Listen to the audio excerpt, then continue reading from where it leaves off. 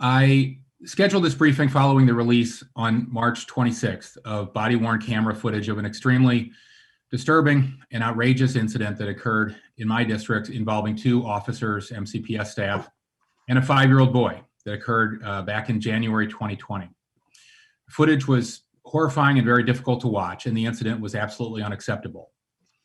I think all of us parents of school-aged children would like to send our kids off into a world where there are really no threats to their safety, but we know that's unrealistic. We expect there will be dangers our children will encounter at some point on the street and at their schools.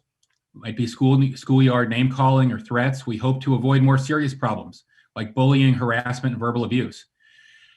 And for that very reason, we pay our taxes and we hire and we pay highly trained professionals, and we volunteer time and pay dues at many civic and PTA meetings.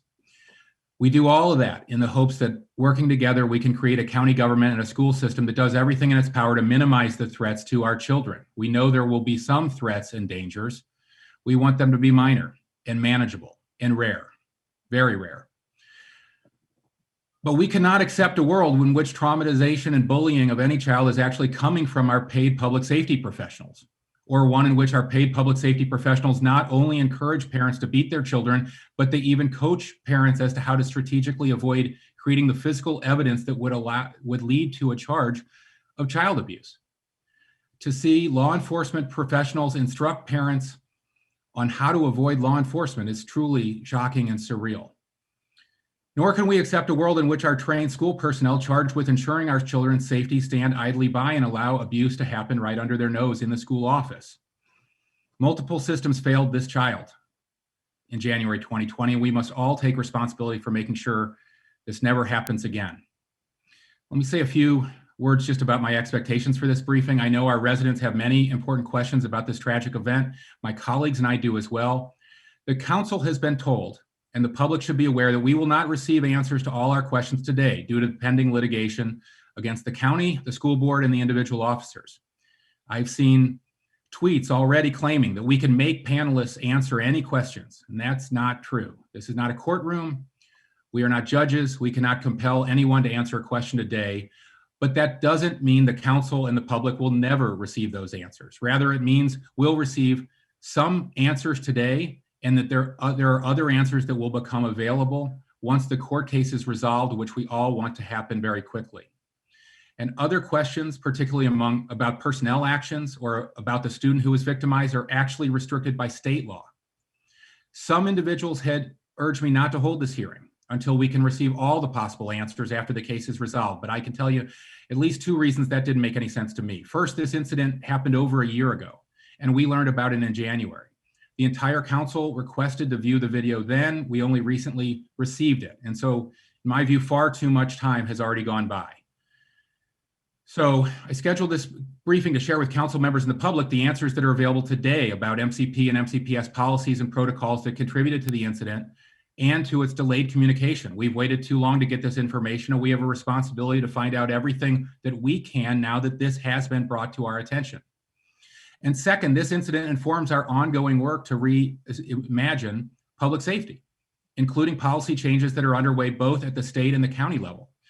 For me, and I think for many of my colleagues, this underscores why some of us have called for the removal of law enforcement officers from inside our schools in favor of an updated neighborhood-based model to ensure the safety of all our students and our staff. It also illustrates why some of us have called for changes in state law, such as the repeal of the Law Enforcement Officers Bill of Rights, and why we welcome many of the changes that we expect to see this week coming out of Annapolis. But for all of us, it'll inform our work as we consider recommendations from the Police Advisory Commission, from the Reimagining Public Safety Task Force, and other recommendations from the public. So for all those reasons, I scheduled this briefing today to share with council members and the public the answers that are available today. In recent years, our residents have witnessed multiple videotaped interactions with our police officers in White Oak and Aspen Hill and Silver Spring that have left too many of our residents distrustful and afraid, and they contact us every week. While those incidents are not reflective of the work of most of our hardworking officers, on most days, there's no question they're too frequent, and they damage the reputation of our department, and we have to address the policies and the culture that has allowed those interactions. All Montgomery County residents have the right to expect to be met with well-trained, appropriate professionals whenever they need help, whether they're reaching out to our police or to our schools or calling 311 or permitting services. So I hope today's discussion will help us understand what policies were not followed, what will help us as policymakers identify further legislative changes that can be made to keep our community and our children safe, because we all must do better for our children, our schools, and our community. So let's get started. I want to thank all the panelists for joining us today, and I think they've already introduced themselves. So while we're grateful that you're here, there are many questions from my colleagues, and so I'll ask you at the forefront to try to keep your answers brief so we can get to all the questions my colleagues have and allow for follow-ups. I'll begin with a few of my key questions I have and then turn it over to the chairs of the Public Safety Committee and the Education Committee, and then open it up to my colleagues. And I'll try to enforce the 5-minute rule once we get started. Chief Jones, I think my first few questions are probably best addressed to you. The first is DOJ best practices say investigations should be closed in 90 days. So why did it take over a year to investigate this incident? So good afternoon, Council President Hooker, and to the rest of the council. First of all, if I could at least begin with the opening statement. Sure. As Chief of Police, a father, a 35-year member of this department and community, I understand that this incident has caused great concern by many. I also was concerned and deeply troubled by the actions of my police officers, and that is why a formal internal investigation was conducted. That investigation was completed in accordance with the Law Enforcement Officers' Bill of Rights, and the outcome cannot be discussed due to the Maryland Public Information Act provisions regarding governmental employees, including police officers. Council members know of this law and the limitations it places on me in answering specific questions. Although I would love to be able to share this information from the investigation, the law does not allow me to do so. There is pending civil litigation regarding this matter that council members are aware of that also limits my ability to answer specific questions. And in response to your question, Council President Hooker, in regards to the DOJ recommended 90 days, which the DOJ agreement was made in 2000. That agreement ended in 2005. Our Internal Affairs Division is led by a captain, a lieutenant, as well as 6 investigators. Within our investigations, we have a caseload for each investigator carries a caseload of approximately 5 to 6 cases per year. Under the Law Enforcement Officers' Bill of Rights, when a complaint comes to the attention of the police department, we have approximately 1 year from that date to bring charges for any administrative violation against any officer. The 90 days that the DOJ agreed to was, again, a time way before sophisticated technology such as body-worn camera was introduced. And as I noted, we have a caseload for each investigator of 5 to 6 cases. When cases are brought, investigators are already working on some cases that they are assigned, and they are working to address deadlines. These investigations take extensive amounts of time due to the investigators have to interview all witnesses that were involved in any incident. They have to collect evidence. They have to after interviewing all of the parties that were involved, they also have to interrogate each of the officers with representation. Now, it is also required by that investigator to compile an investigative file, which is extremely large.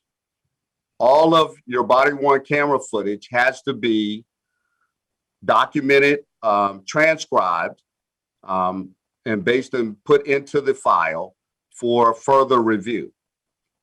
Those investigations, again, take a considerable amount of time And I want to remind this council that during the beginning of this investigation, when the investigator really began to compile these in interviews and interrogations, we were in the middle of a pandemic. So as the timeline continued to go through with this investigation, the process begins basically once the investigator completes their investigation and completes the entire investigative file. It is then turned over to the director of the Internal Affairs Division for assurance of completion of all of the investigative needs for this particular anything of an administrative violation that may have occurred. Once that is completed, it is then submitted to the commanding officer of the accused officer or officers in a case. The commanding officer then has a timeline to review the case, to go through all of any body-worn camera footage, any other video footage, all transcripts from and interviews, recorded interviews by witnesses as well as the interrogated officers. That takes an extensive amount of time to go through and review the entire file. At which point in time, once the commanding officer has reviewed all of that, they then make a recommendation to what we call an internal review panel. This internal review panel sits under my direction. They are the assistant chiefs of police collectively, along with an assistant county attorney who is assigned to the Internal Affairs Division out of the county attorney's office, as well as the director of internal affairs. The case is specifically reviewed. The investigating officer who did the internal affairs investigation is in the review panel to answer any questions, as well as the commanding officer who may have suggested specific administrative violations committed by officer or officers. That is then reviewed, looked upon, and determined to make a recommendation of discipline to the chief of police. And again, if there is a need for them to review the video, they do that during that internal review panel, which can take, again, some amounts of time and hours of discussion. Once they have come to an agreement, the recommendation is then presented to me as the chief of police, at which point in time I look at the evidence that's presented before me. I look at any charges that were placed to make a determination of recommendation of discipline. At which point I make a decision. Once that decision is made, then there is a statement of charges that's presented to the officers that are involved. So in these cases, you see that there takes an extensive amount of time for investigative review. One of the main things that I want to make sure people understand, and I want to make sure the council members understand, when we do these reviews, one of the things that's most important for me is to do the review under a fair and just system. And a fair and just system means that, again, we look at past practices, past discipline that has been passed down in these types of cases. When we say these types of cases, these cases that specific charges stem from these types of investigations. And therefore, it must be understood that, I've been around since 1985. And when I first came on this department, there were only 75 African Americans on this police department. And one of the most important things that I used to always hear was about the unfair amount of discipline given to African American officers. And part of this was because there was a system that said that, officers of color were treated differently than white officers. And one of the things I think we've worked really hard at is to create a fair system amongst officers, no matter what the color of their skin is. And one thing I refuse to do is to go back to the days of when I came on the department to create an unfair system. And I want to make sure that when we look at fair practices and discipline amongst our officers, that we are doing it in a fair and just manner. And that I would not be accused, or this department would not be accused of discriminatory practices based upon past practice, as I am well aware of, that will be the judge of any litigation as relates to fair treatment of our officers. So I just want to make sure that that's perfectly clear and a sort of an understanding of where this matter has to go under advisement when I am looking at addressing issues as it relates to discipline on our department. Thank you, Chief. Mr. President, can I just point out for the public, because the chief just went over in great deal a lot of information.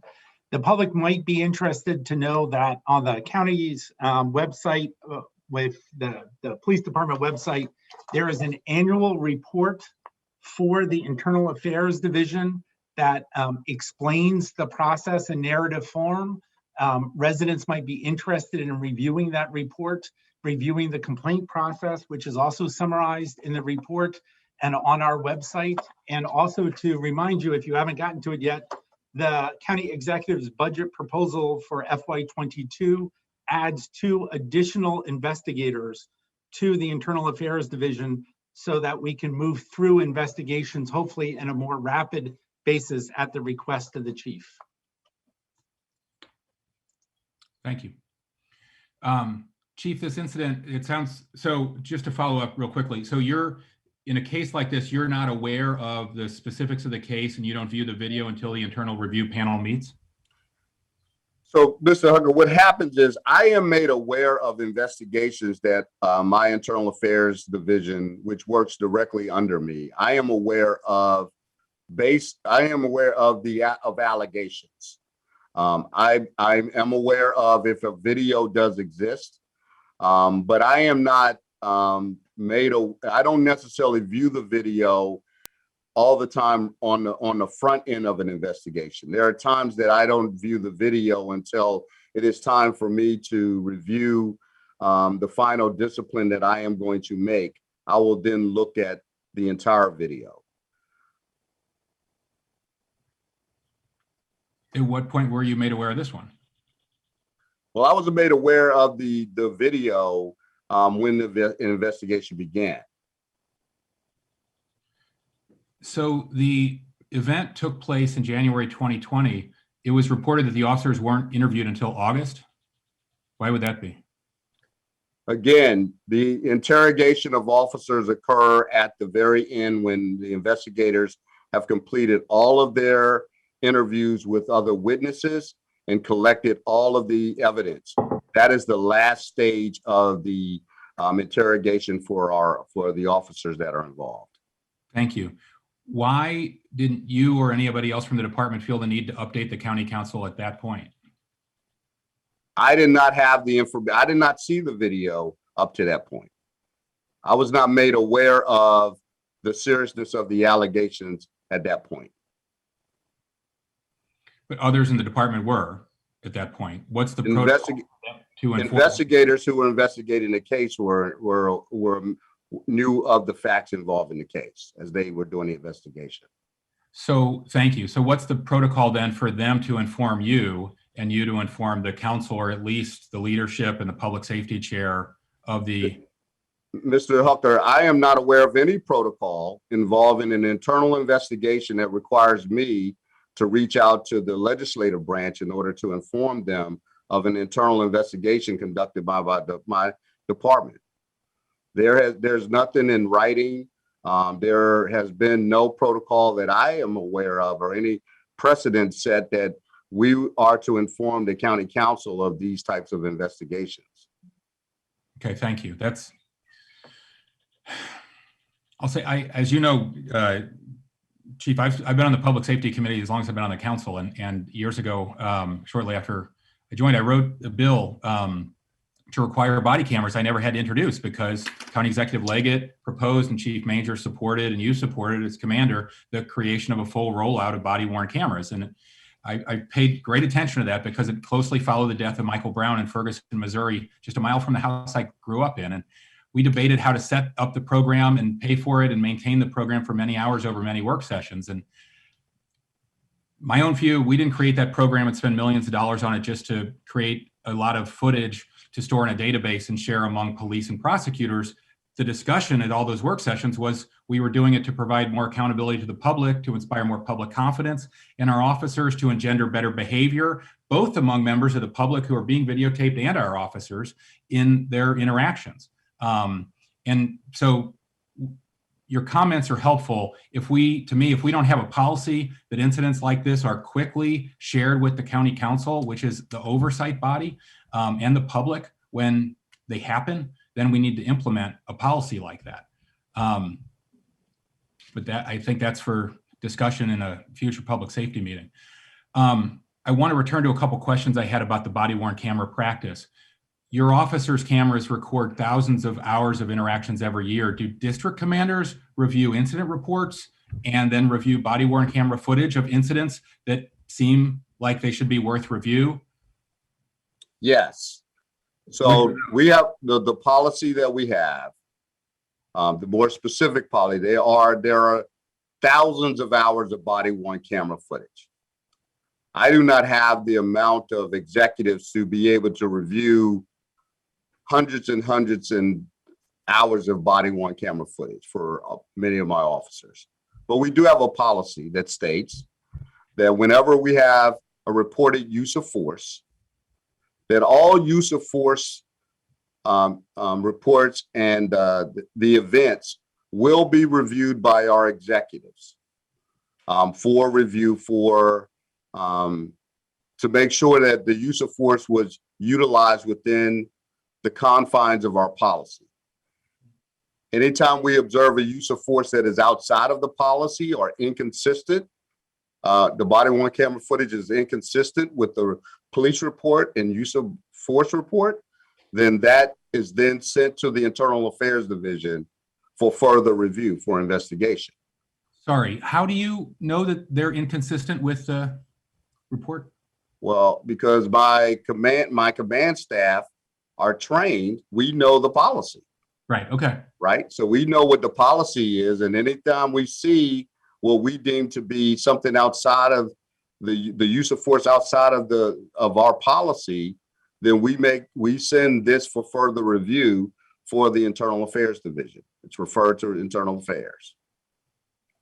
Are there? And so if there's any other complaints or reasons for my executives, we have a collective bargaining agreement with the FOP that is agreed upon in regards to Article 72 involving the body-worn camera.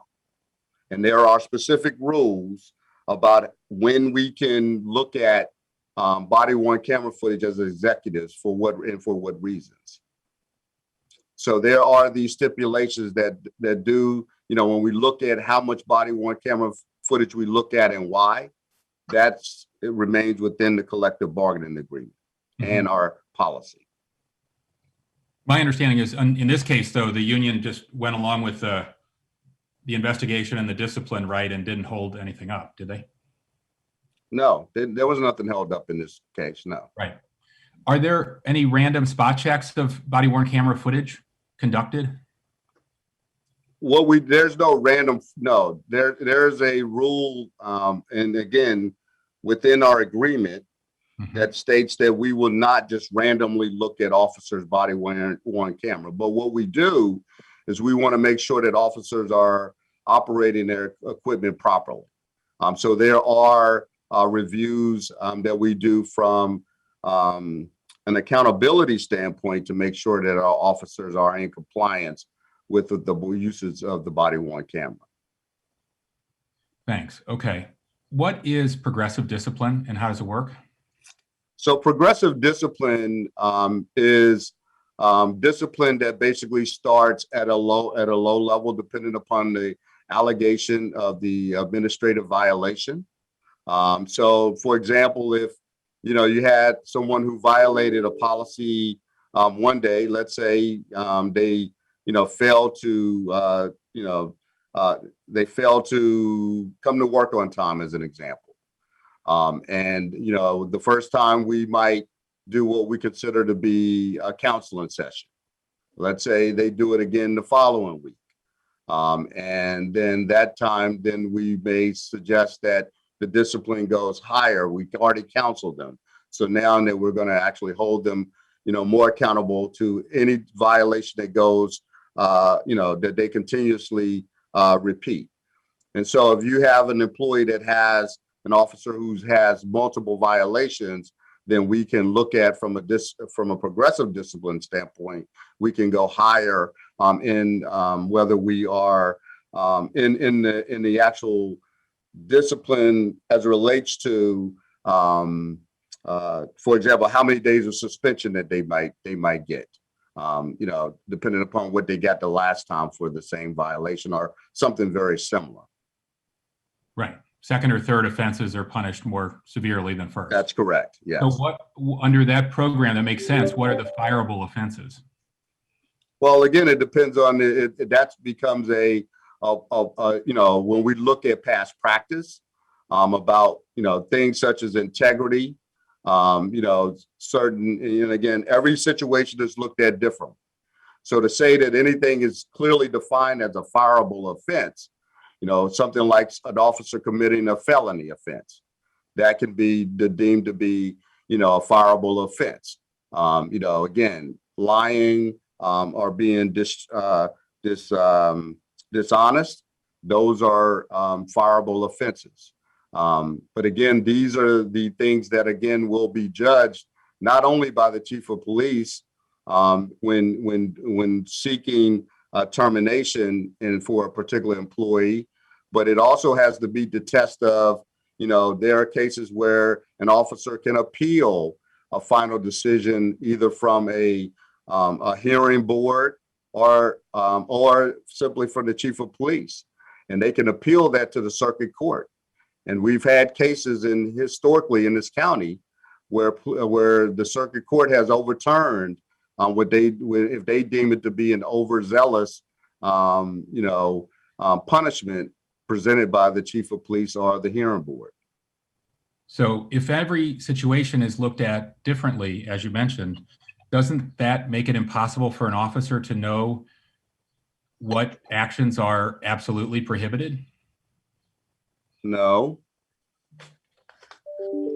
because there are many cases that are, we deem to have passed, we know if officers have violated these particular administrative policies in the past, then they can be judged against the same type of violation that was committed. And so we look at sort of the consistency of our punishment as it relates to that. Mm-hmm. Thanks. So many residents have asked me why these two officers are still working for the department. What should we tell them? I cannot give you that answer due to pending litigation. Could you tell me whether they are still in roles in which they could be in a position to respond to a call like this one? They could.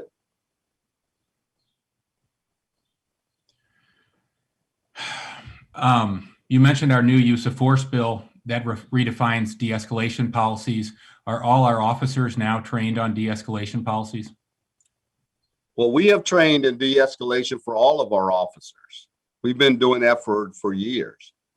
And we will continue to train in de-escalation policy as it relates to the bill that was passed last year at 2720.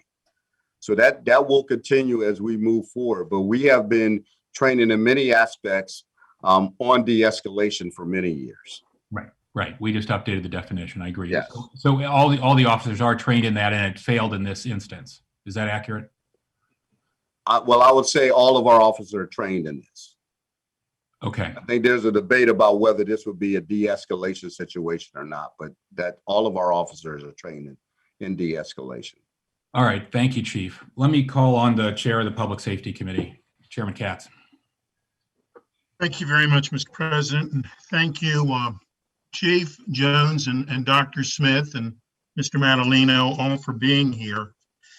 You know, I know all of you gentlemen, and I know that though you are limited as to what you can say today, because of pending litigation and state law and all involved, I know that each one of you, just like all of us, were and are horribly concerned about the incident that took place and have the greatest desire to correct it, that it never, underline the word never, happens again to any person in Montgomery County, especially a child. And Chief, I sincerely appreciate your answers, because I know that you're limited as to what you can tell us today. And to the council president's point, today is not the only day that this will be a discussion, and it certainly will be an ongoing one as the court cases and whatnot progress. But I guess my first, and you have answered this to a great degree, but let me say before I ask my question, it is my belief that this council and the county executive will provide as much resources as we possibly can to avoid any and all issues like this, whether it be for the Montgomery County Public Schools or the police department. And if Internal Affairs needs additional investigators, it's not if, it's when now at this point. If you need additional resources because of the time commitment for body-worn camera footage, and to the council president's point, when we said that we were going to fund, not an inexpensive proposition, but when we said we were going to fund body-worn cameras, we knew that there's something involved in each time it's reviewed. It has to be redacted if someone, and we talked about it, I remember it vividly, that if someone goes into a house, a home, and they're using their body-worn camera at that time, that if that person is not properly clothed, that has to be redacted out for all of those reasons. So we knew that there was additional need. We knew that there's additional resources needed. And so we need to continue to do that. So please do not hesitate to let us know how and when we can be of assistance. But let me go, not to actually talk about this incident, because we're limited as to what we can talk about with it. But how is it that once you become aware of the incident itself, I mean, I realize someone on staff is not reviewing every second of the body-worn camera footage, but once you become aware of it, and once someone files a complaint, how is that handled at that point? So thank you, Mr. Chair. And if I could, real quickly, when you spoke about the resources that are needed, and Mr. Madaleno spoke to this in the beginning. One of the reasons why we came forward to say that we needed additional assistance in the Internal Affairs Division was I clearly realized that, you know, our investigators are highly taxed with a lot of work behind, and again, partly because of body-worn camera footage, because it takes, and particularly in this case, it was a 51-minute video, which is very long, incredibly long.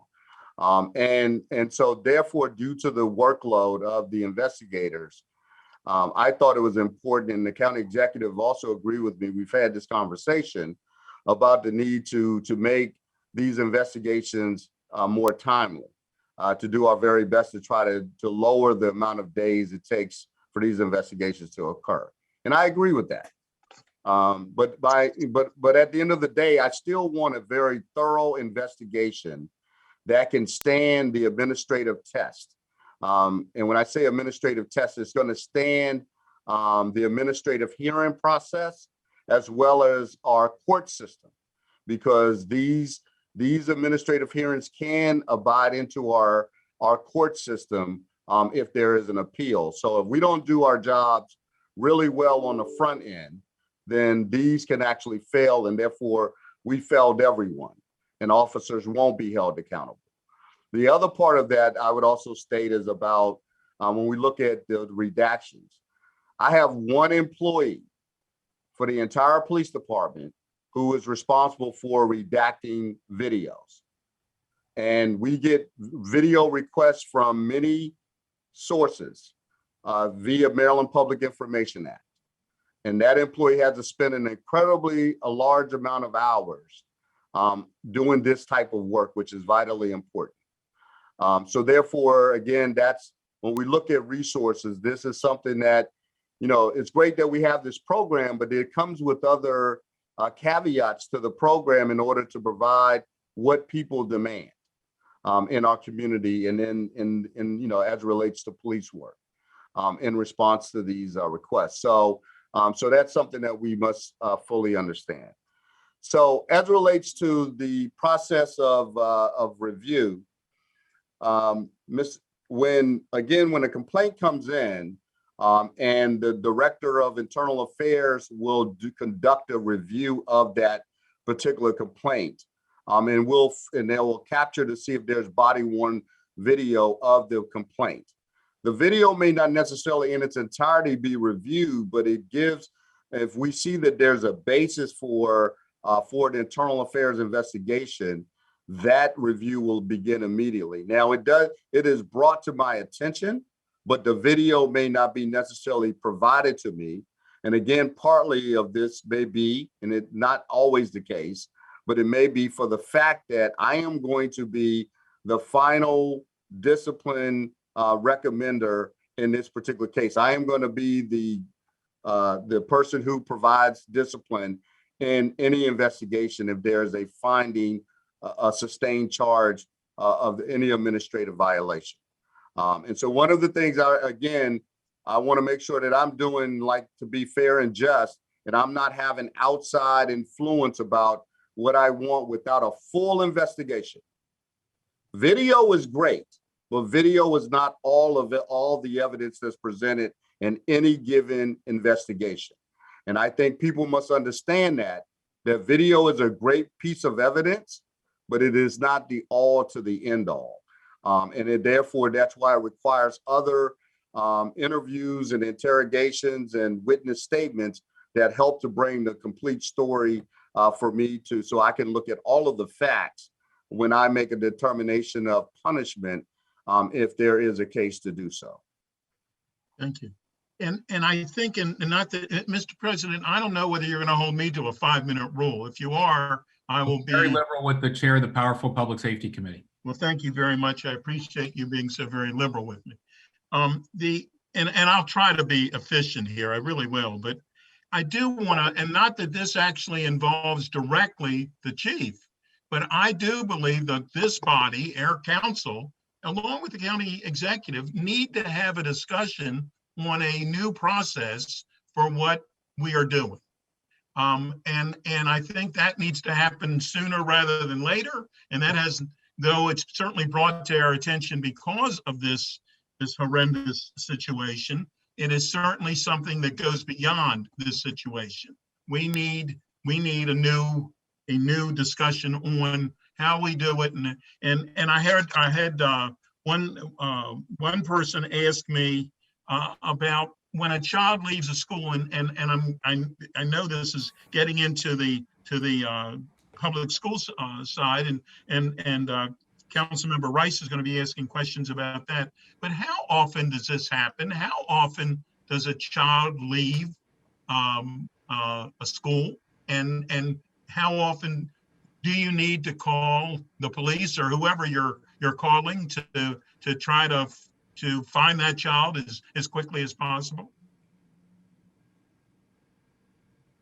Councilmember Katz, would you like me to respond to that question?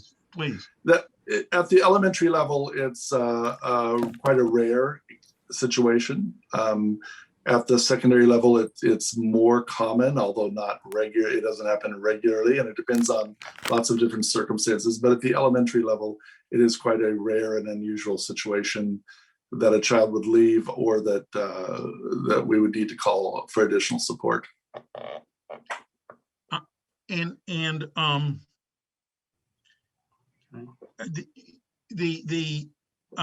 the whole idea of the police officer being called in. I had someone ask me why the police were called, and my response on that was that if, in this case, it was a 6-year-old child, but if that child walked out of the school, and as soon as the school found out, as far as I would think, they would call the police, because they want to have as much help as they can possibly have to find that child.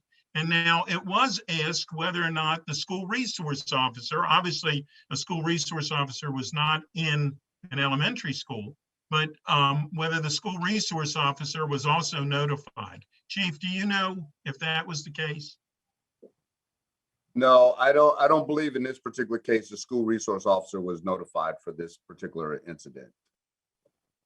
Well, let me ask one further question, and then I'll turn it back over to the council president. But Chief, if, in your opinion, and Dr. Smith, in your opinions, if there is anything we can do, not necessarily directly involving this case, but because of this incident, that we're now aware of what did and didn't take place, if there's a new protocol that needs to be done for that, we should have that discussion as well. And what I'm talking about is that once the police officers brought the child back to the school, once, and there again, according to, I watched every second of the footage, and it certainly was extremely disheartening what happened with the child when they were bringing him back even. But once that child was brought back to the school,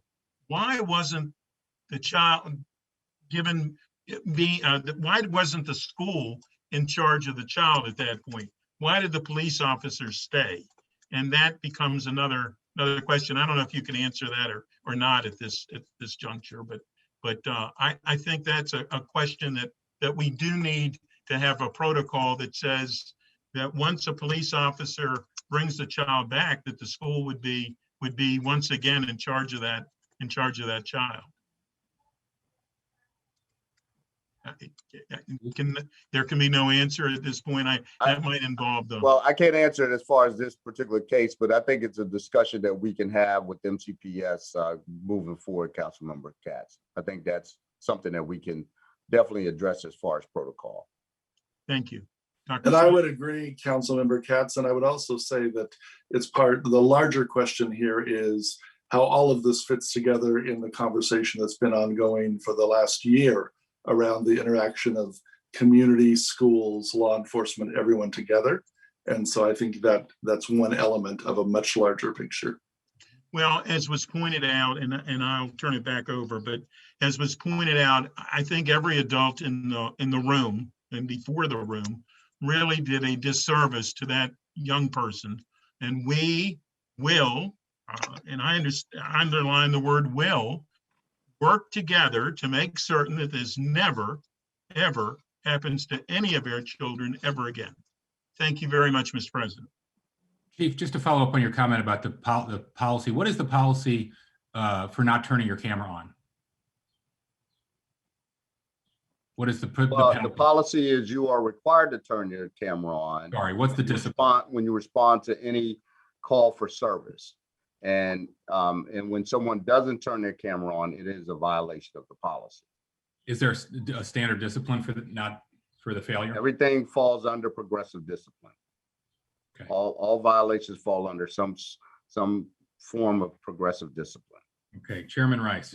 Oh, Mr. President, can I respond very briefly to Mr. Katz? So, Chairman Katz, I want you to know the county executive agrees with you about relooking these policies, and part of it is we all knew that there would be a review of, broadly speaking, a lot of these policies because of the actions of the General Assembly. And just today, a conference committee was appointed to reconcile the differences between the two chambers. And so hopefully they will have a conclusion to their work. We'll know what the governor's position is, and the changes to state law will demand that we rethink some of our policies. And the county executive looks forward to working with you, with your colleagues, with the police department, and with the community about how we move forward with reimagining public safety with new state laws, the 87 recommendations of the Reimagining Public Safety Work Group, and come to a new consensus about many of these issues. And I appreciate that as well. And as you know, and I'm sure many people on this call know, the county executive was the chair of the Public Safety Committee prior to him becoming county executive. So he too has a background in this. However, none of us have had a background in exactly what we're going through right now. Thank you. Yes. Chairman Rice. Thank you very much. And so I'm going to try and be quick and go through these. I want to be sensitive to my other colleagues' time. Councilmember Katz touched on the first two, so I'm going to just kind of rephrase them a little bit. And if you could chime in, and this one is for Dr. Smith. What is the policy when a child is missing from or leaves school grounds? What is it that administrators and teachers are instructed to do? The policy is to find the child and to return them safely to the school or to the family, depending on the circumstances. So immediate notification, attempt to notification of the family. If it's an urgent situation, the school people, first of all, go and look on the school grounds. They sometimes follow students off the school grounds, depending on the circumstances, the age of the child, and all of those things. And they can, call the non-emergency police number, or they can, depending on the severity of the danger or risk, they can dial 911. As was indicated, there is an SRO in every high school in each cluster. They are housed at the high school level, and they do provide support to that cluster, but their primary focus is at the high school.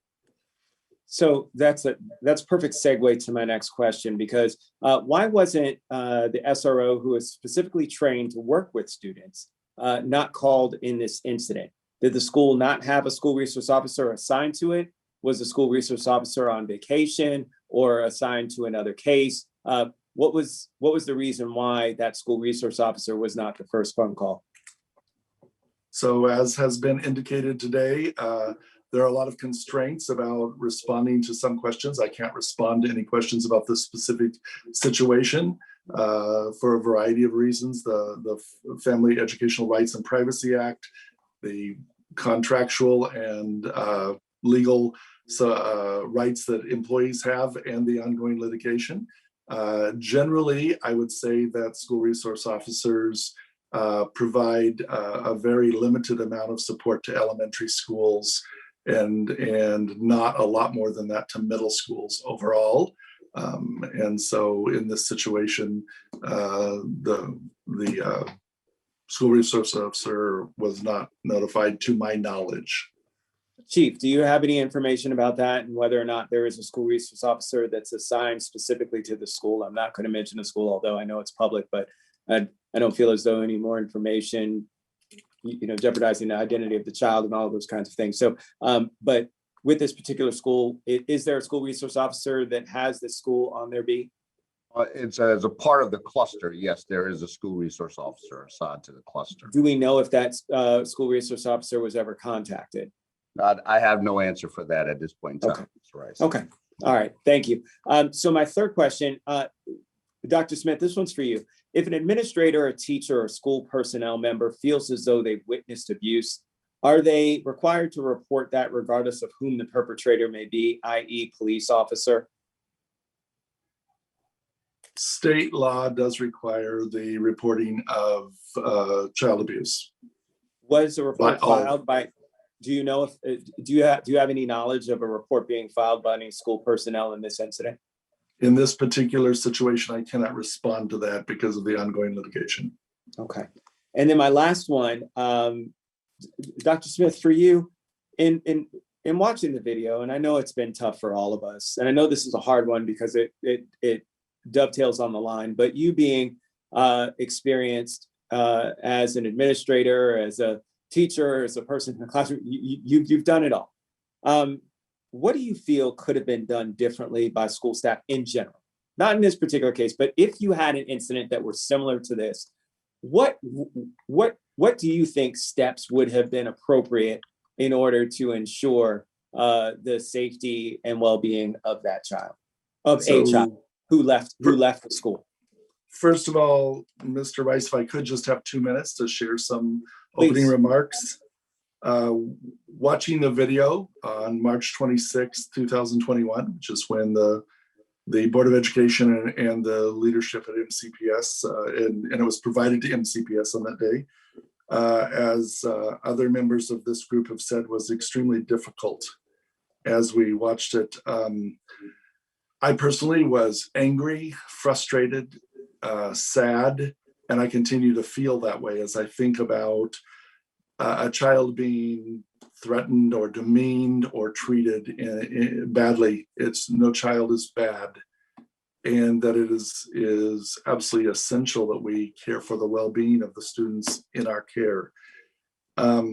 Certainly, when we think about generally what we ought to be doing, I do believe, and I'm sorry I won't be part of the work, that the restructuring that is going on right now will be useful to the entire school system, all 25 clusters, to really look at how law enforcement, school liaison, police liaisons, and school people work together on behalf of children and adolescents in the support of them in an ongoing way. And I think that involves a lot of the technical things that have been discussed here, as well as a lot of ongoing training in restorative practices, in the well-being of children and adolescents, their developmental levels, all of those things.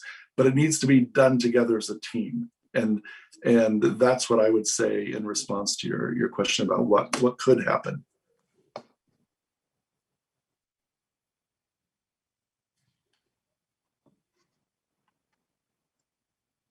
You're muted. Are you all set, Mr. Chairman? Oh, yes, Council President, back to you, sir. I'm done. Thank you. You bet. Councilmember Jawanda. Thank you, Mr. President. And I appreciate in advance just a little bit, not the same leniency as the chairs, but just a teeny bit. Chief Jones, I want to start with you, and I'll just say briefly, this was a horrific event. I think we've all said that. This was the epitome. If you had a definition of school to prison pipeline, you could slot in this 51-minute video. And you mentioned that it was a very long, I think you said it was a very long video to review. Imagine how long it was for this little boy, for this 5-year-old, for whom nearly an hour was yelled at, and every single adult he interacted with, teachers, administrators, law enforcement, failed him, every system, for an hour. And we all know when you're younger how much longer time feels as you get older. 51 minutes of this, so it is a very long time. But I think we need to really focus on, there's been a lot said about, well, there's a lot of video and this was long and it's hard and I didn't know. We need to think about how long it was for this child.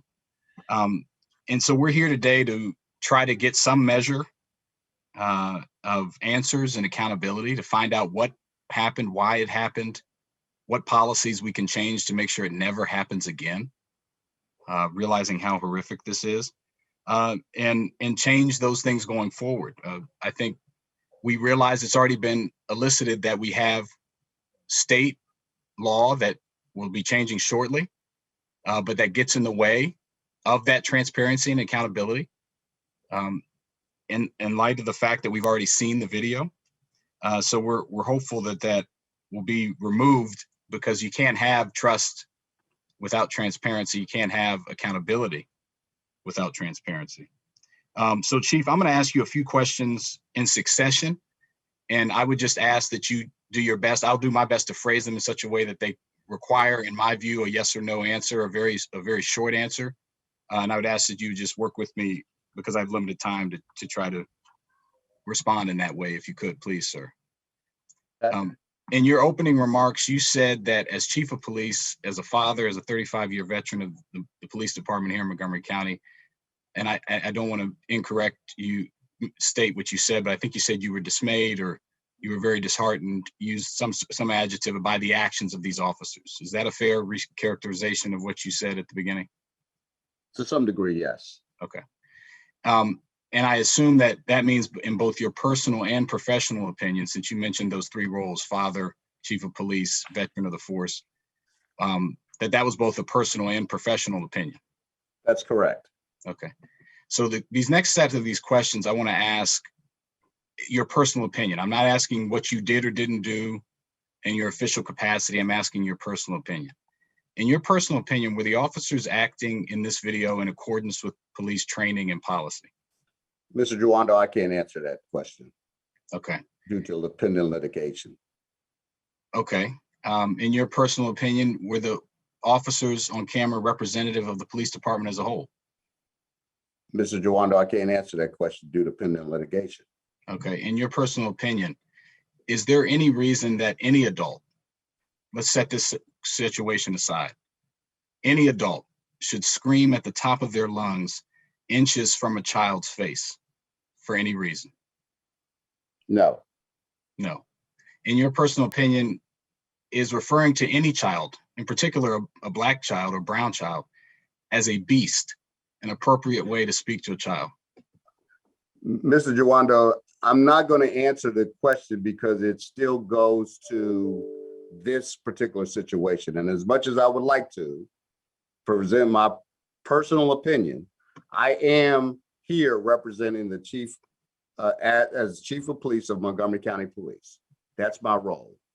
And so with all due respect, I would just ask you to keep that in mind. Well, I understand. I understand. That there is pending litigation. And if I could have that discussion another day, I would. But at this point in time, I can't make that statement. Okay.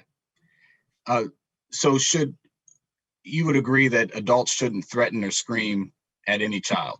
I would agree with that, yes. You would agree with that? Okay.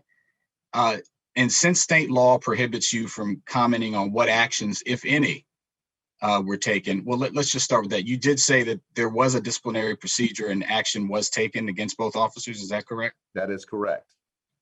And I know you can't, according to state law, that hopefully will be changed soon. I think it's important for residents to know that there should be no state law that prohibits the disclosure of how people charged to protect and serve us are disciplined when they don't do that. But that aside, should anyone who has done this activity, any of these activities in any situation that you just stated that you said should never happen, screaming at a child, yelling at them, should they have the honor of serving as police officers? I can't answer that question. If so, Leobra's keeping you from, the Law Enforcement Officers Bill of Rights keeping you from answering those questions. Do you support the repeal of this law that does not allow you to answer these questions? No, I don't support the entire repeal of the LEOBR. No. What about provisions that would allow you to answer the questions I've asked you directly and others have asked? If there's questions about whether or not I could speak to the discipline of our officers, I've stated this before in public that I think that police chiefs should have the ability to talk about the discipline of their officers for transparency and accountability. Okay. I've made that statement in the past. And the discipline that was doled out, again, I know you can't say specifically what happened. In this case, you deem to be appropriate under the circumstances? I believe it to be fair and just under the circumstances, yes. Well, it's tough for me to understand that in light of what we saw and what you've just stated. They seem to be contradictory. Well, I don't think it was contradictory to the first statement that I made to Mr. President Hucker as we look at what we talked about, fair and just treatment of all officers on this police department. Right. Well, I understand that. I was going to ask you about that. It seemed to be that you suggested that in light of a goal, a good goal, I would also say to have fair and just discipline for all officers, regardless of their race or gender or sexual orientation or gender identity or religion, any part of their demographic background, that you see this incident or this case or this set of disciplinary decisions in the context of these officers being Black. I don't want to put words in your mouth. No, please don't. And I appreciate that, because that's not the way that I view this. It has nothing to do about the discipline for these particular officers were not done based upon their race. So then what did you mean by that statement, that you're sensitive to Black officers when you came on the force having disparate discipline? I want to understand what you meant when you said that then. Well, I think it's the goal, Mr. Jawando, that I always hear you speak about people of color being treated in a fair and just system. And so the fact that these officers are of color, but they're still going to be treated in a fair and just system. And so when we look at that in the history of this department and how people have been treated, again, in a fair and just system, that is what I am going to maintain. Okay. Well, I wouldn't disagree with you at all. You're right. I do think everyone should be treated fairly and equally. I just think if we are saying that an officer, and I'll say it's my opinion, I've said this publicly, anyone that handcuffs a child, calls them a beast, screams in their face, several of these things you said should never happen to any child, that person or persons, regardless of their race or ethnicity or any other factor, they do not deserve the honor of protecting and serving the residents of Montgomery County. That's my opinion. And I know that's not something. Understood. That's understood. And last thing I'll ask you, sir, is when were you made aware of the incident again, and when did you request the footage? That was asked, but I didn't understand it. It happened January 2020. When did you see the footage for the first time? I saw the footage later in the year when it was time for me to review the investigation, which was probably around December. So almost a year had gone by. Almost, yes. And no one prior to that point had flagged for you, hey, this is something that was pretty horrific. You heard Dr. Smith talk about the rarity of a student walking out of the building. I would hope it's a rare occurrence that a 5-year-old is handcuffed, and what we saw happened. No one flagged it for you saying, hey, you might want to look at this before then. No, I was made aware of the incident, but the entire video had not been reviewed. The point you're making about the handcuffing of the child, all of those things came to light later. But again, as I noted, as it relates to how I go about making a determination once I hear the whole story, putting the video together with the story to make a decision in response to discipline. Okay. And I just have 2 questions for Dr. Smith, and then I'll yield, Mr. President. Thank you. Dr. Smith, you said that I appreciated your opening statement about how this made you feel. I've still yet to watch it continuously because of just how hard it is to watch. I have to break it up in pieces. Isn't it currently prohibited in the MOU that MCPD and MCPS has to not have police officers involved in student discipline? Yes. So then any situation in which an officer was involved in student discipline, that would be a violation of current MCPS policy in light of that MOU. It's currently in the MOU that police officers are not involved in discipline. That's a fact. Okay. All right. And then my last question, has any mental health or social emotional support been offered to this child or this family in light of the trauma that was inflicted? I cannot answer specifically because of the ongoing litigation and because of FERPA. What I can tell you is generally in situations in the school system when there is known trauma, we do reach out in a variety of different ways with the family and the student involved in the situation. In general, that happens on a consistent and regular basis. Okay. And are you relieved of any abilities? This is my last question. Are you relieved of your ability to answer any of these questions about specifically what happened in the actions you took, Dr. Smith, to either investigate or take any action in regards to employees that you have in regards to this situation? So I can't speak about anything specific. What I can tell you is the incident occurred in January of 2020. We became at MCPS, the Board of Education and I, and the leadership became aware of it in January of 2021. We began an investigation at that time. And then when we received the video footage on March 26, 2021, we began to re-examine what we knew based on being provided the video footage. All right. Well, this system's obviously broken in that you didn't find out for a year and didn't see the footage until the day we saw it. We got to fix all of that. And I agree with my colleagues' statements on that, and we will do that work. Thank you, Mr. President. Thank you. Councilmember Reamer. Thank you. Thanks for scheduling this session. There's a lot going on here. First of all, to say the obvious, this is a very unsatisfying conversation. We're not getting a lot of information. The public is not getting a lot of information. There's two reasons for that. Some of that is state law. The chief cannot share with us what discipline was handed down in this case because of the Maryland Public Information Act. And that law needs to change, and hopefully it will change in Annapolis. But that is an essential question that I have. I am concerned that this incident was not treated with the seriousness that it deserves. And it was reported up through that, well, there was some kind of incident with a child, and then it was sort of let go. And we didn't hear about it until 7 months later. The second reason that we're not getting information is because everyone's hiding behind this lawsuit. Okay. We need to stop hiding behind this lawsuit. The county government needs to stop hiding behind this lawsuit. What happened, happened.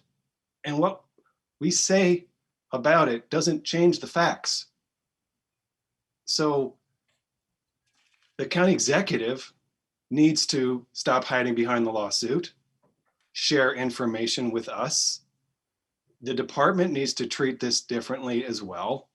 And the county is defending MCPS. So I am sympathetic more to MCPS's posture that they're not able to make as much of a decision about what they say because they're not the ones liable. That's why the county needs to step up here and admit some facts that are obvious that we all know. This child was treated in a horrible manner. It was a terrible, terrible offense to this child. And there are racial dynamics to why he was treated that way, as Councilmember Jawando has said publicly. I'm afraid that he was perceived as, differently because he is a Black boy, and that's wrong. It should never happen. And, we have to acknowledge these problems and try to deal with them. And while we're all sitting around saying, well, we can't talk about this and we can't talk about that, we're not moving forward. We're just potentially perpetuating the problem. So, the video was held back for far too long. The case was not acknowledged publicly. And there are far too many questions today that can be answered legally. They might confirm that what we all know is true, but by answering them, they would advance the conversation. Second broad point I want to make here is that we are experiencing the catastrophically flawed disciplinary system that the FOP has created through the collective bargaining agreement and through the Maryland legislature. And, the fact that the process takes so long, that, there's so many levels to it. But the fact that we don't know any information about it, that it takes so long, and the chief did allude to a lot of those elements.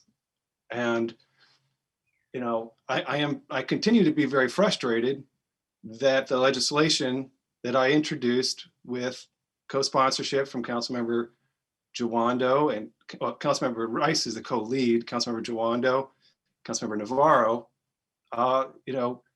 was not moved forward. And in fact, the county executive said, hold off on this until the Reimagining Public Safety Task Force can weigh in. And then the task force failed to take up the issue of discipline, has not a single recommendation on discipline.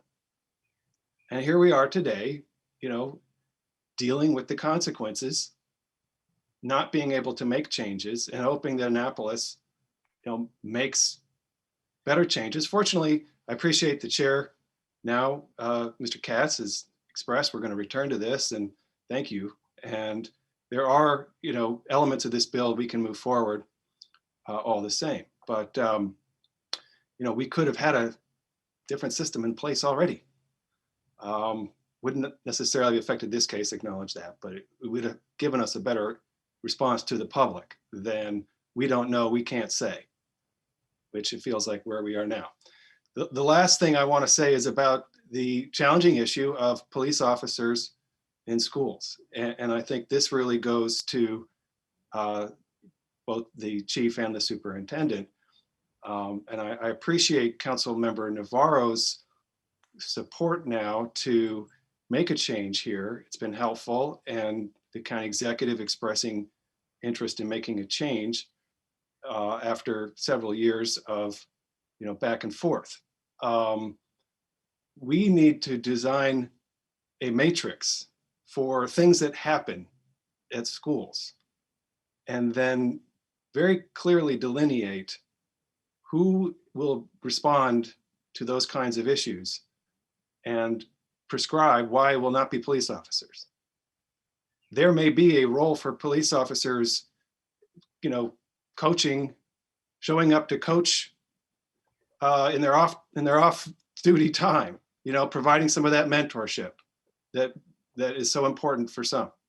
But there really shouldn't be a need to contact officers if we have a functioning system of professionals surrounding every child, available to surround every child, with a very knowledgeable response. And unfortunately, in this case, I think it's not an example of an SRO failure per se, but it is an example of not having a proactive strategy in the school system for how to respond to incidents without calling the police. And I think if we had that model, if administrators and teachers and everyone was trained in a proactive approach for kids where police are the last resort, we would have known, they would have known how to handle this case. They would have walked out to the curb when that officer pulled up when those officers pulled up in that car, and they would have said, we'll take the child. We'll take the child now. And if the officers had proceeded with any of what happened, they would have shut that down. And of course, the officers wouldn't have done it, because the officers would have, that's a whole nother issue. But I really do envision a day when whatever happens, any kind of incident that happens, there are security staff, principals, media assistants, teachers who know what to do and know how to handle the situations without calling for police. And I think we can get there. And I hope we'll use this terrible incident as an inspiration and call ourselves to a higher goal here, that we devise a model for our schools and our community that can really use police for youth as a last resort. Back to the basic point, we've got to disclose more information in this case. Chief, when was I'm unclear when a complaint was filed. I understand it took 7 months before there was an interrogation, but when was the complaint filed that triggered the investigation, or what triggered the investigation? Chief Jones. Give me 1 second. The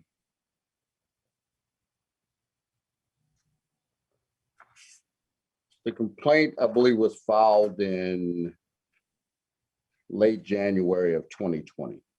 So that was the same month as the incident itself. That's correct. And so it did take 7 months for the internal affairs process to conclude. Is that what? Please walk us through the timeline without obviously sharing whatever you can. Walk us through the timeline of the process. Well, again, Mr. Reamer, I've noted what the process is. So the process is a complaint comes in, it is assigned to an investigator.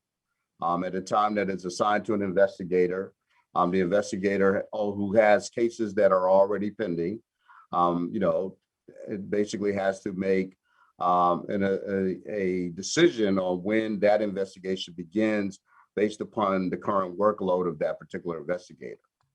And if I am reminding you all once again that we began a pandemic. We sent police officers home who were non-essential employees in late March and April of last year. And we had to reimagine how we were actually working.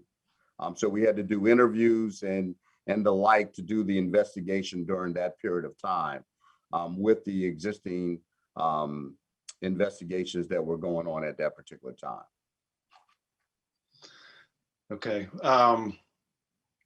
Well, I think the case was not treated with the urgency that it needed. Unfortunately, I think it's, for some reason, it wasn't viewed as the clear, it's physical abuse to put a 5-year-old child in handcuffs, and it is psychological abuse to do what was done to that child. And I think in the event that government officials are, found to be abusing a child, there should be very assertive action by the government. And unfortunately, it just doesn't feel that was the result here. And at the end, there's comments about training and so forth that are really insufficient. All right. Well, Thanks. Councilmember Navarro. Thank you, Mr. President. I think it goes without saying that this has been a very disturbing situation, and a lot has been said during this session. I do believe that in the past, this council has also held closed sessions whenever litigation is proceeding, because there are some things that perhaps the oversight body needs to understand that we're not able to get the answers publicly. So I believe that Council Vice President Albornoz has also requested that, and I hope that we can have a follow-up to understand that fully. And so again, a lot has been said already. I'm not gonna belabor a lot of the points that have been discussed, only to say that there are indeed many layers or many pieces of legislation, both at the state level as well as locally. But as I reflect on what occurred and what should not have occurred, I hope that as we work through the budget now, that my colleagues will seriously consider the proposal that I shared with all of you regarding the SRO alternative model, which incorporates many of the elements that Councilmember Jawando, Reamer, Rice, Katz, really all my colleagues, Councilmember Glass, we have all discussed this issue from a lot of different perspectives.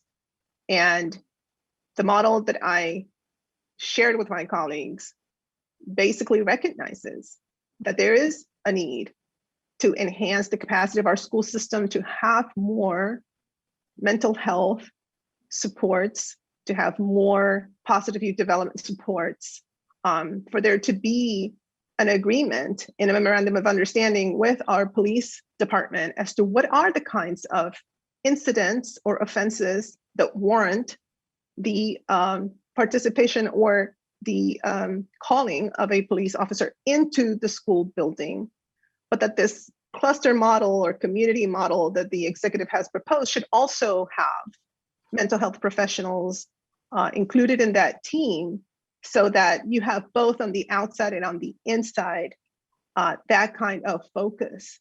That is really important.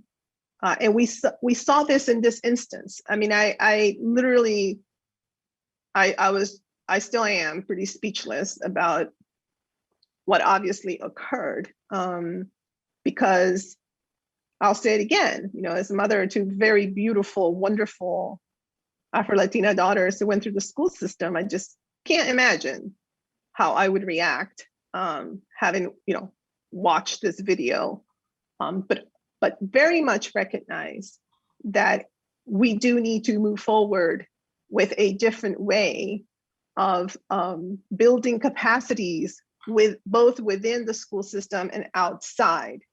That we need to recognize, in my opinion, this was a very extreme incident, but it happened when it shouldn't happen.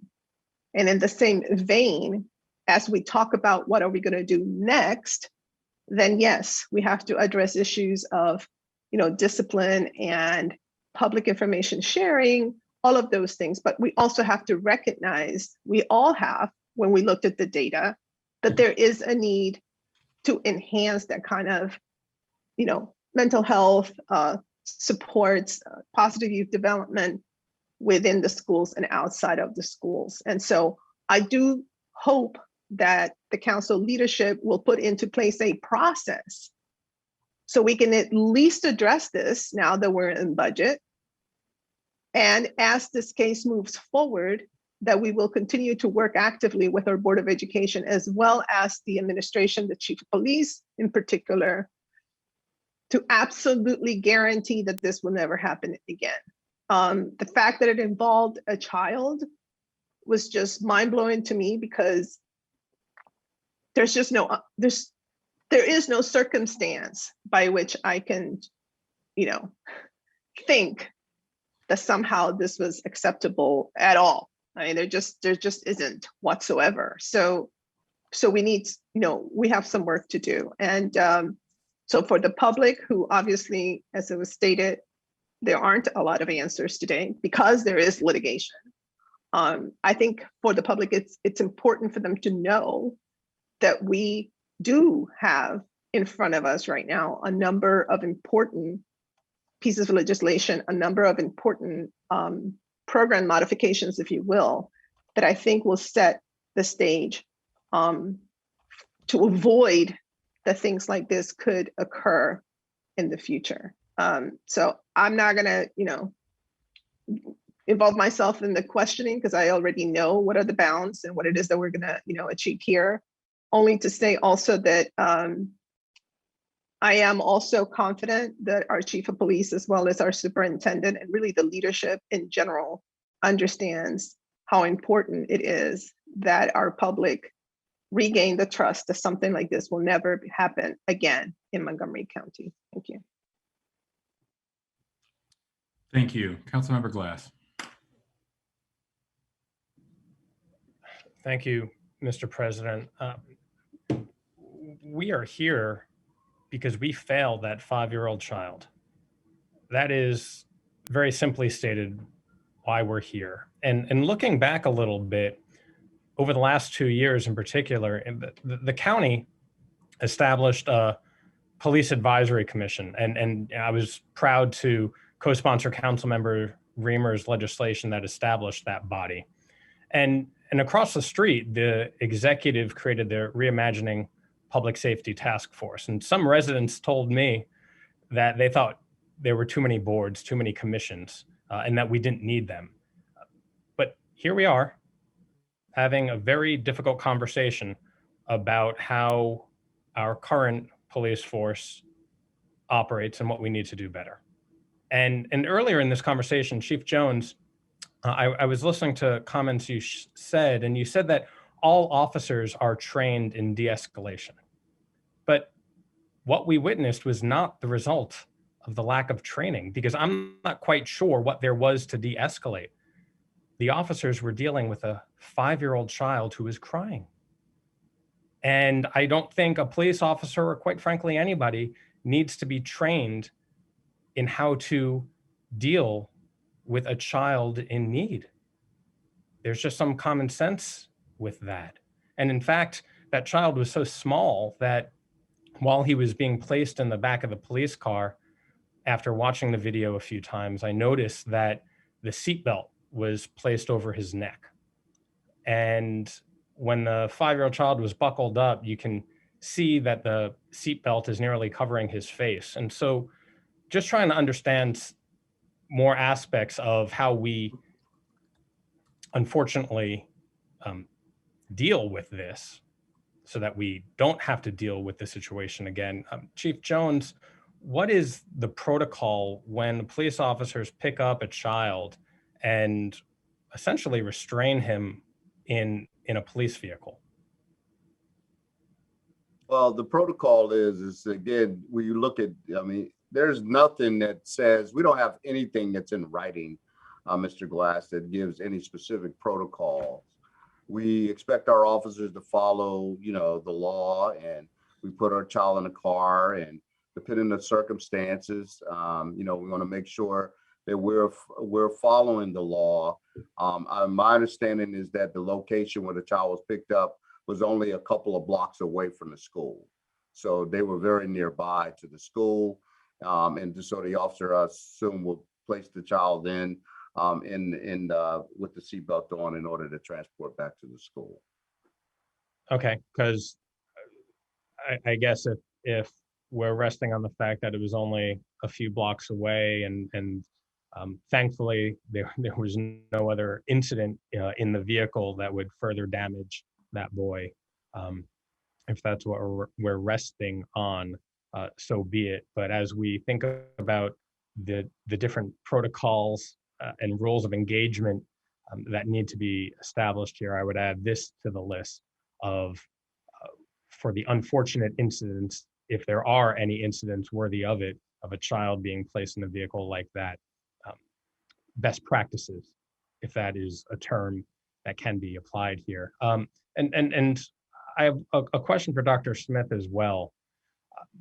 I appreciate my colleagues asking about MCPS's role here, and I'm not quite sure I was satisfied with the responses, and I understand the lawsuit, but what I'm really trying to understand is how a school official can watch what was happening and being in such proximity to the vitriol that was being placed upon, shouted upon, physically placed upon this child. What is MCPS's role essentially in this incident? I certainly understand your question. I understand your consternation. And in a different circumstance, I could provide you with thoughts about that and responses.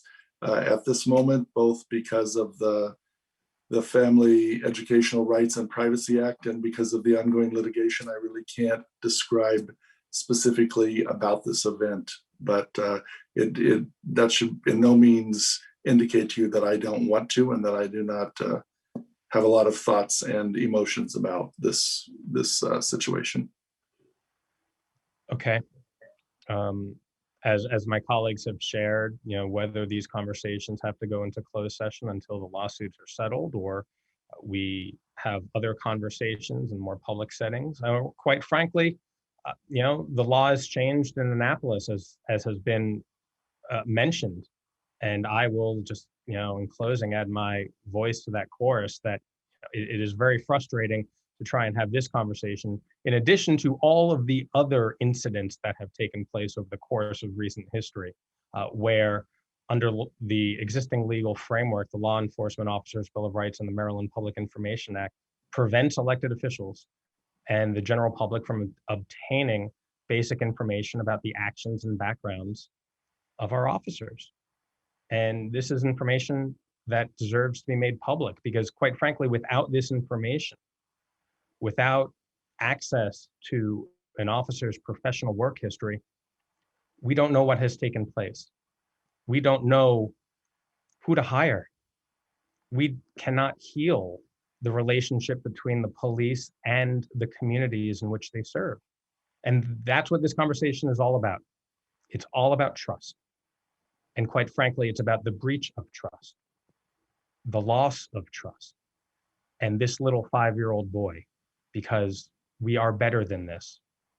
And we have to make our situation better than this. Thank you, Mr. President. Thank you, Councilmember. Dr. Smith, let me just, while we're on that point, ask a more general follow-up question that I think you could answer. According to the 2016 report on the school to prison pipeline, school support teams are supposed to be in place at each school to address behavioral issues.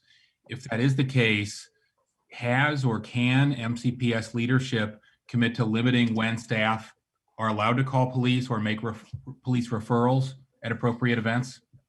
I think that very question would be one of the ones that are central to the work that is going on right now and needs to occur as quickly as possible around the issues of resource officers and school professionals. I very much appreciated the way Councilmember Navarro talked about inside and outside working together. Mm-hmm. And right now it's inside working and outside working, and then sometimes working together and sometimes bumping into one another. Right. So no limitation like that's already in place. No, Appropriate in the future. no limitation is in place specific to that. What do you think it's appropriate in the future, it sounds like? I think it needs to be an essential part of this work. Great. Councilmember Friedson, thank you. Thank you, Mr. President. I've said before, I'll say again, that this was a complete failure by everybody involved, and it is deeply disturbing and utterly unacceptable that a 5-year-old child was threatened and dehumanized by the very adults responsible for his safety, hurt by the public officials who have been placed as a government to help him.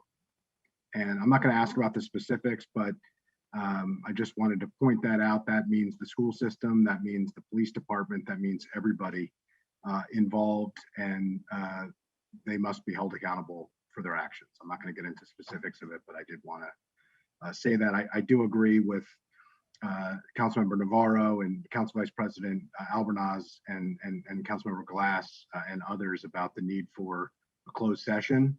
I think this public conversation is important to have, but most of the questions that we have, that residents have, can't be answered here for legal reasons, based on lawsuits, based on legal framework. But I find the notification to the council thus far to have been inadequate and unacceptable. And there is no reason why we can't receive those answers in a closed session while protecting the legal rights that employees have and that need to be safeguarded. So I will just add my voice to that. I did have some specific questions. Many colleagues have answered questions that I did have, but the first is, what is the current process and existing protocols for notifying MCPS central office and or administrators when a student is missing or leaves school premises unaccompanied, or when police are called to the school? I think that's for Dr. Smith, if you can answer it. Okay, yeah. Not about this particular incident, in general. What is the policy when a student goes missing? A student unauthorized, unaccompanied has left the premises. Police have to be called. There's an incident at the school. What is the process based on MCPS policy for when, how, and under what circumstances the administration beyond that school leadership would be called? So there's a serious incident report that is made about any situation that occurs where a student leaves campus, either with adult knowledge, or it's realized that the student is missing without adult knowledge. If the adults are engaging with the student outside the school building or beyond the school property, then all of that is reported to the director of that school. So each school has a school director they work with. And then that information goes into a serious incident system that makes us aware that it happened. And as you can imagine, when you look across all the serious incidents, there are dozens, if not hundreds of those a week of different, because they range all sorts of incidents. A fire alarm was broken. There was a altercation on school grounds. There was an event at a sporting event. So, but the serious incidents are tracked and reported and followed up on. And is there a point at which a serious incident that numbers to the hundreds a week is elevated beyond that? Is there a category for that, or it's a case by case basis? It depends on the circumstance of the situation, and I see them all. I get them all in my email. I read them all, and sometimes I inquire about what it is. Other times it's brought to me, and other times it's handled at the school director level or the area associate superintendent level, and then I'm not further informed about it. Without asking you to go into the specifics of this particular incident, what level of detail does that have? Very limited detail, like a small paragraph. So would it say whether or not police were called to the scene? Typically it would. Mhm. Okay.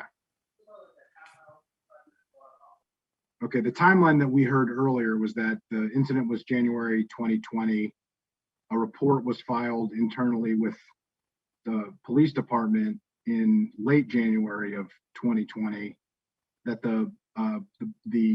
it wasn't until January of 2021 that you and the Board of Education was made aware of that. Could you just explain the difference between the serious incident report and being aware of this incident?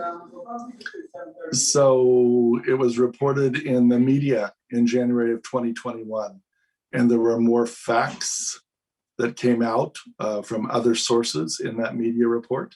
And that's when we went back and looked to see, what we knew, and then started doing a further investigation of what took place in January of 2021. And then up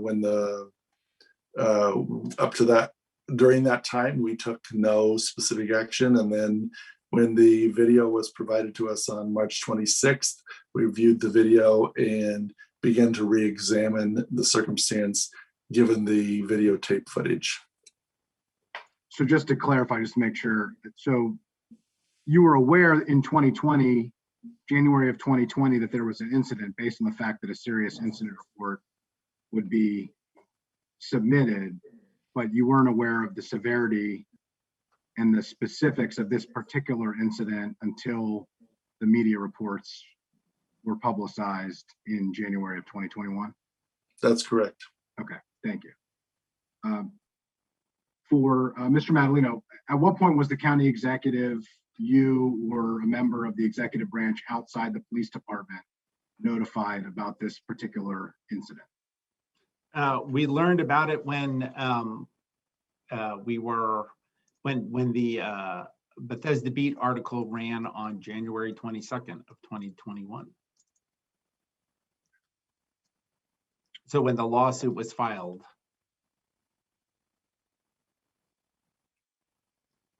Okay, so you were not aware, nobody in the executive branch outside the police department was aware of this incident in the school and a potential lawsuit being filed until the lawsuit was filed.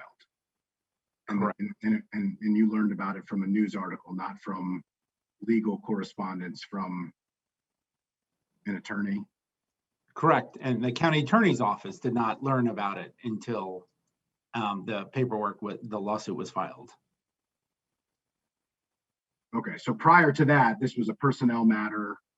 This was deemed a personnel matter within the police department that was under investigation. It wasn't until the Bethesda Beat article that came out in January of 2021 that this became a legal matter and also potentially a personnel matter related to the school system employees.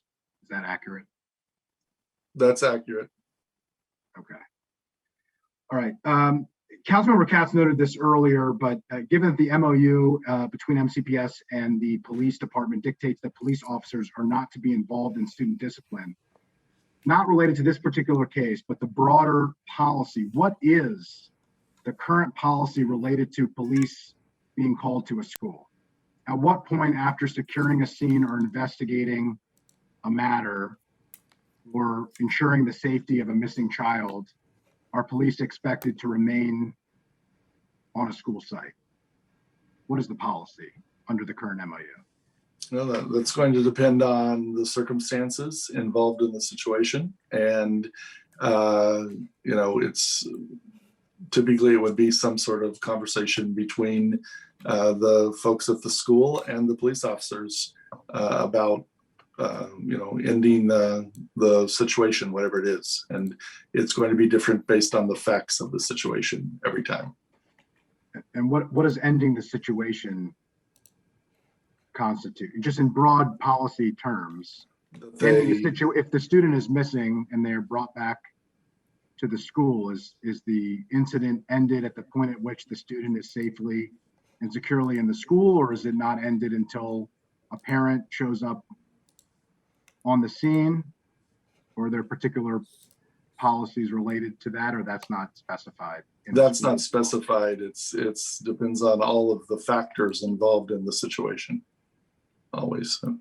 Is it common practice for a police officer after a missing child, particularly an elementary school child, leaves the site for the police officer to remain on scene until a parent or guardian shows up to school? Is that common based on school policy? That's not required. No, that's not required. Okay. I have a lot more questions. I will hold off on them. Many of them I think would be more appropriate for a closed session. So I will reiterate that I think that it is beyond appropriate. I think that it's overdue, quite frankly. And I think that residents deserve to know that their duly elected council members are able to ask the questions that they're not able to hear themselves due to legal restrictions and pending lawsuits. So thank you, Mr. President. Agreed. Happy to schedule a closed session as soon as next week. Council Vice President Albernoz.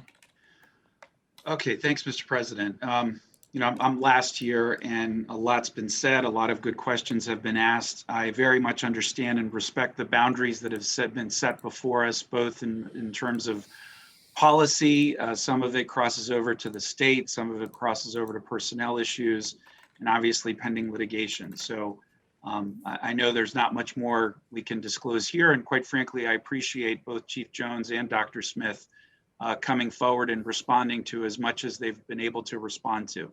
And clearly, there will need to be follow-up with regards to this specific investigation. And it's our job as an oversight body to ensure that the systems that clearly failed in this case, failed a 5-year-old little boy, are addressed in a way that's holistic, in a way that's comprehensive, in a way that has a deep-rooted impact to absolutely be sure that, for God's sakes, this never happens again. This was before the pandemic. We have thousands of kids that are coming back into our school system that have experienced substantial social and emotional challenges this year, to the point that it's difficult for all of us to be able to entirely process, especially those of us with kids right now. And I have a 5-year-old at home. And so there's a lot obviously to unpack here, and we will continue to unpack it moving forward. But I'm just going to make a few comments, and most of those comments are mostly going to be where we go from here. But clearly this incident was totally and utterly indefensible. This is not at all consistent with my personal and professional interactions that I've had with Montgomery County Police. As the director of the Recreation Department, we ran after-school programs, the largest provider of after-school programs, and there were numerous interactions that I personally witnessed of law enforcement engaging with youth in a way that was productive, in a way that was consistent with best practices around positive youth development, and formed a team of caring adults that included school administrators, teachers, after-school workers, social workers, community-based organizations, parents, families, all working together to provide as much as support as we could for these children. And what I saw on that video was horrific. It made my stomach turn, and it even recalled an incident when I was around that age in which we went on a school field trip and I escaped as a 5-year-old, and it was actually a police officer that found me. I'm 45 years old now, and I still remember that incident, how traumatic it was, how scared I was being away from the adults that were responsible for taking care of me. And I still remember how caring that police officer was that responded to that case. That officer treated me with love and kindness and a level of respect that I still remember 40 years later. And I can't even imagine what I would have processed as a child then. And now as a parent, now as Councilmember Navarro said, if that were our child, how we would have reacted to that case. I've spoken to officers who feel the exact same way. And so there's obviously so much that we need to learn from this case, so much that needs to be unpacked so that people are held accountable. But I think that we can move forward from here. And I have read Councilmember Navarro's proposal, which I think has a number of excellent elements that do take into account the best possible elements of positive youth development, continuing that ecosystem and expanding it in a way that I think is going to provide a great deal of support. And I do look forward to supporting that. I have some suggestions to add to it a little bit, which I'll talk about at a later time. But I do think we need to follow up with this session in a manner that is more appropriate for us to be able to answer questions that don't trigger some of those boundaries that, again, I believe and I understand and respect at this time. This council unanimously supported a crisis intervention enhancement at all of our police precincts that include social workers. And clearly we need a similar model within our school system. Because as I stated earlier, we're at the tip of the iceberg in terms of what our kids are going to need as they come back to school.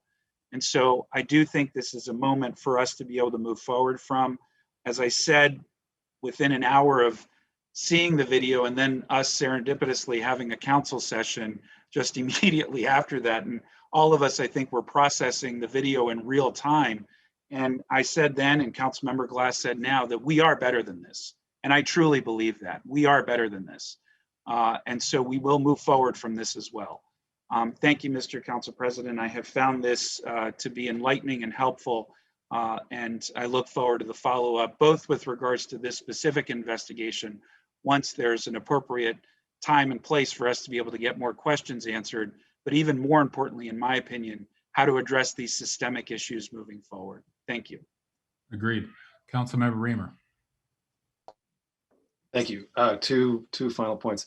I just want to say again, the conversation necessarily turns to police in schools.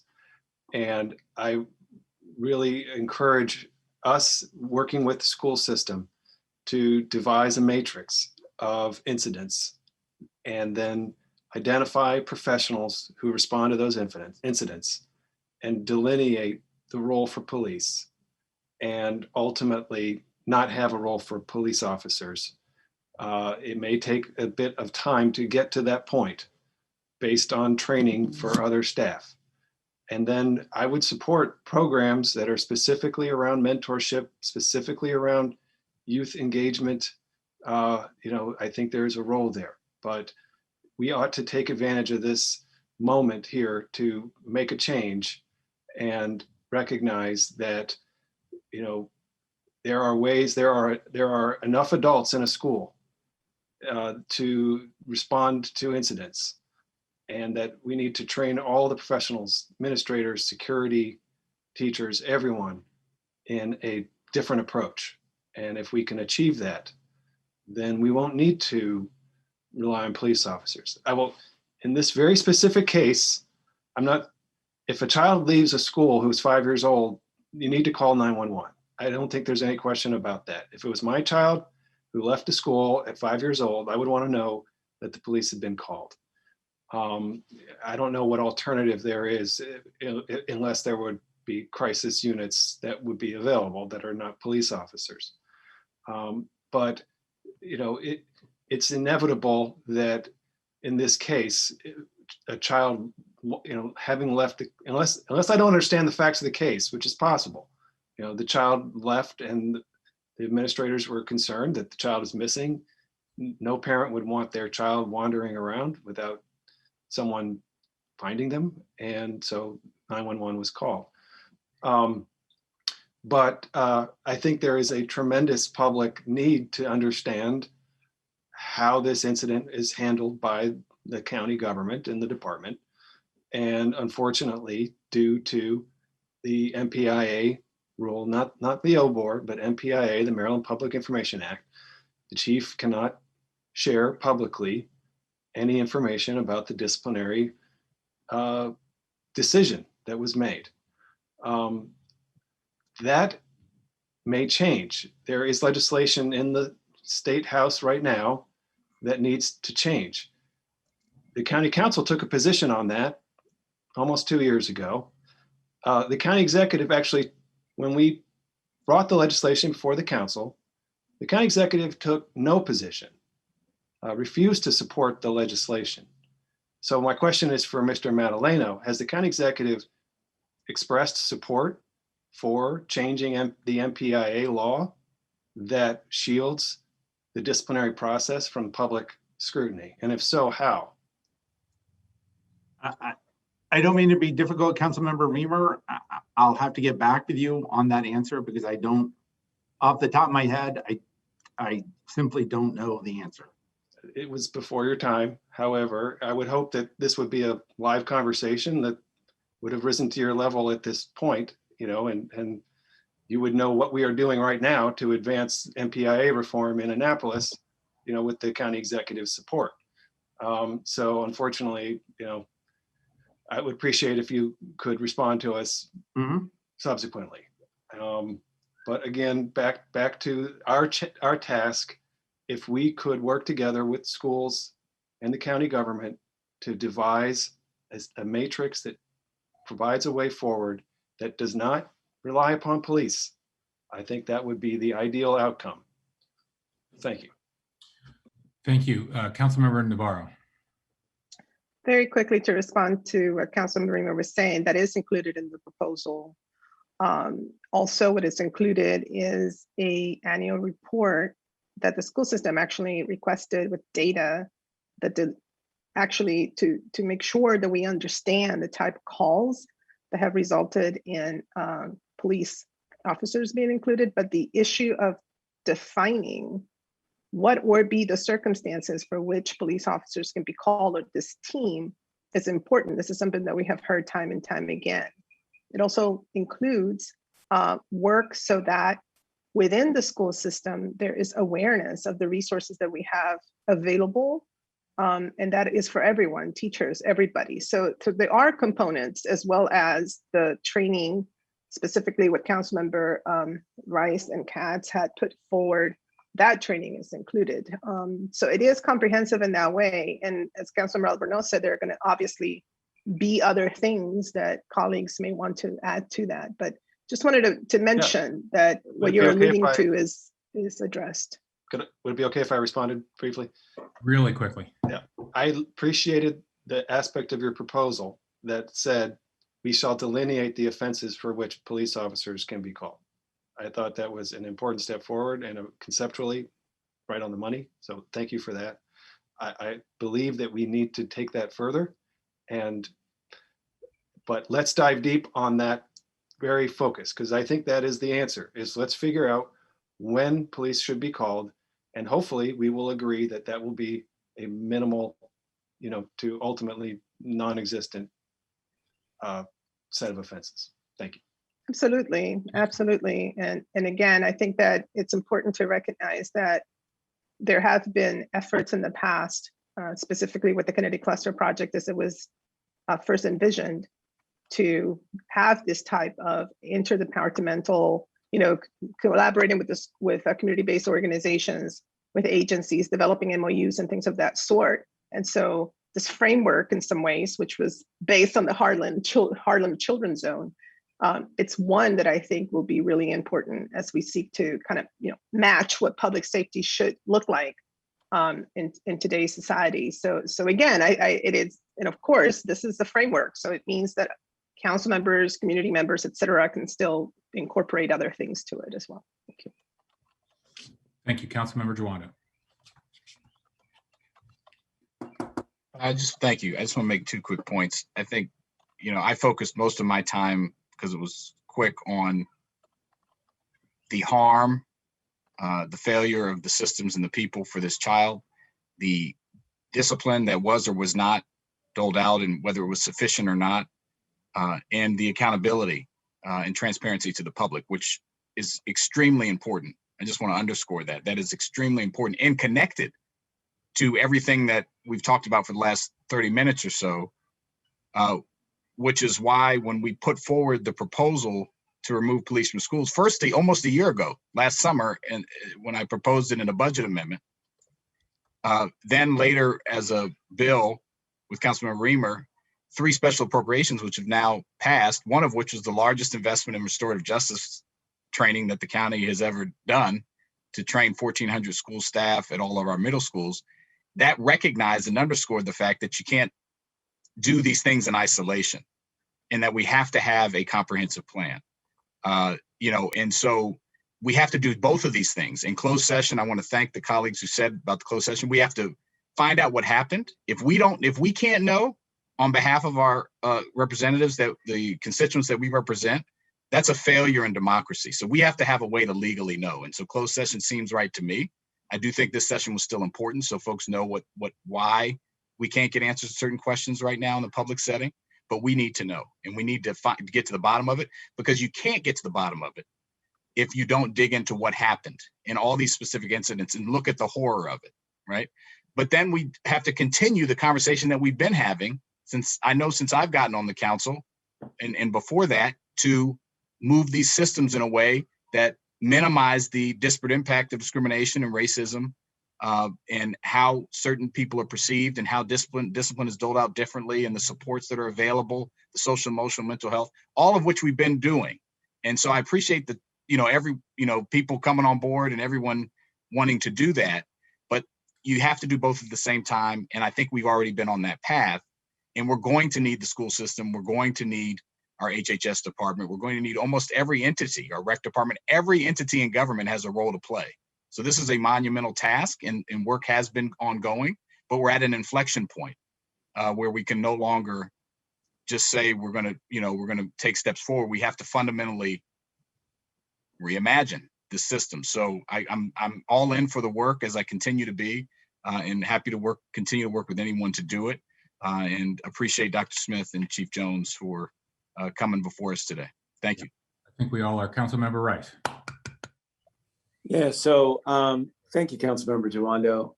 I think that, again, this gives great pause. This is a tough one, because it's one in which I've always been a strong supporter of our police and the great role that they play, and how they keep our communities safe, primarily our communities of color. But when we have missteps like this, gross missteps like this, that jeopardize the future of a child, because when you have an impact like this on a 5-year-old boy, there is no question that just as we remember things that we experience positively throughout our lives, we know that this young child is going to remember this incident for the rest of his life. As you heard from Councilmember Albornoz, as you heard from others, reflect on stories that they talked about, that this one is going to be something that sticks with him. And I know that by saying that, I help to further, some sort of cause when it comes to, but that's the reality. I mean, we all as parents know that our children remember events, some of them happy and some of them traumatic. And so there's such a weight that is there in terms of each interaction that our adults have with our young people. And we need to make sure that each of those interactions is cautious and measured, that it's delineated very clearly, so that we can ensure that things like this don't happen again. And so it gives me some reflection. Certainly one in which I really want to understand how it is that we move forward. And I appreciate Councilmember Navarro and her thoughts when it comes to how to shape. I appreciate the county executive and his proposals in terms of what he's thinking, and the police chief in terms of what he's thinking in terms of truly reimagining what our police force is like, both to help and support and keep our community safe, but at the same time also ensuring that things like this just don't happen again. It's very clear that we are going to have to draw more stringent lines to make sure that it is clear that these types of things are not allowed to move forward, not supported, and we won't protect those who actually perpetrate them. And so from that perspective, I look forward to working with my colleagues. I look forward to the closed session where we can get a few more questions answered. But really just want to thank everybody for their conversations today. And it's given me a lot to think about. So thank you. Indeed. Thank you. Indeed. All of us have made a commitment to do our best to ensure an incident like this never happens again. We all agree the public deserves as much transparency regarding this incident and future ones. I think this was very helpful to all of us and to the public, and we look forward to finding out additional details in closed session and doing everything possible to make sure every individual involved is held accountable. All county staff know our clear expectations for appropriate and respectful interaction with children and youth. Thank you all for participating. Thank you, Dr. Smith, Chief Jones, Mr. Madalino, everybody else that was here.